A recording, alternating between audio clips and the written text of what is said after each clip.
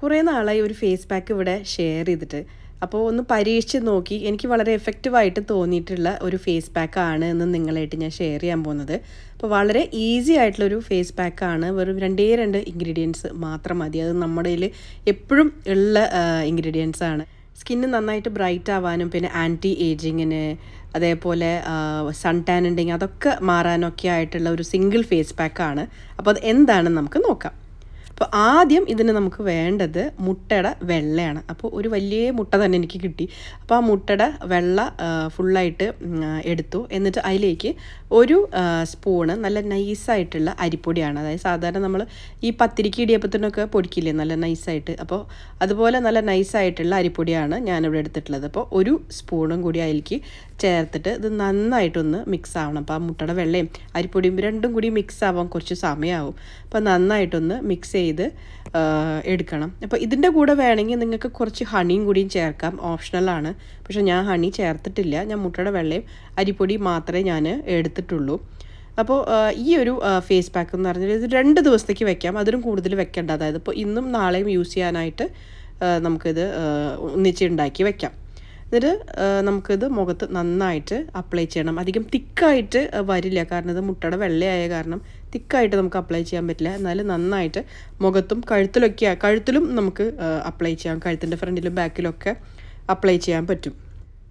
Egg വൈറ്റിൽ vitamin A, ഈ ബയോട്ടിനൊക്കെ അടങ്ങിയിരിക്കുന്ന കാരണം നമ്മുടെ സ്കിന്നിന് വളരെ നല്ലതാണ്. നമ്മുടെ സ്കിന്ന് ആൻറ്റി ഏജിങ്ങിനും അതേപോലെ സ്കിന്ന് നന്നായിട്ടൊന്ന് ടൈറ്റ് ആവാനും റിങ്കിൾസ് ഉണ്ടെങ്കിൽ അതൊക്കെ പോവാൻ, അത് റെഗുലർ യൂസിലാണ് ഞാൻ പറയുന്നത്, അതിനൊക്കെ വളരെ നല്ലതാണ്. അപ്പോൾ അത് ഞാൻ ഫേസിൽ നന്നായിട്ട് അപ്ലൈ ചെയ്തത് പെട്ടെന്ന് ഒന്ന് ഡ്രൈ ആവും. ഒരു 10 മിനിറ്റ്സ് ഒന്ന് വെയിറ്റ് ചെയ്താൽ മതി.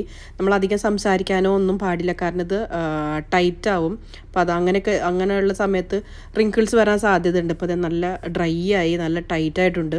എനിക്കത് ഫീൽ ആവുന്നുണ്ട്. എനിക്ക് സംസാരിക്കാൻ പറ്റുന്നില്ല, ചുണ്ട് പോലും അനക്കാൻ പറ്റുന്നില്ല. അപ്പോൾ അത്രയും ഒരു ടൈറ്റായിട്ടുള്ളൊരു ഫേസ് പാക്കാണ്. പിന്നെ അരിപ്പൊടിയൊക്കെ ഉള്ള കാരണം.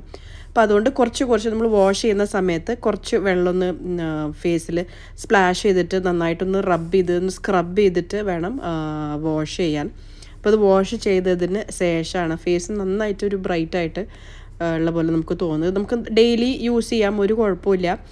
അപ്പോൾ നിങ്ങളെല്ലാവരും ഇത് ട്രൈ ചെയ്ത് നോക്കണം. പിന്നെ വേറൊരു കാര്യം പ്രത്യേകം ശ്രദ്ധിക്കാനുള്ളത്, ഈ ഫേസ് പാക്ക് യൂസ് ചെയ്തതിന് അപ്ലൈ ചെയ്ത് കഴുകിയതിന് ശേഷം നിർബന്ധമായിട്ടും ഒരു മോയ്സ്ചറൈസർ അപ്ലൈ ചെയ്യേണ്ടത് അത്യാവശ്യമാണ്.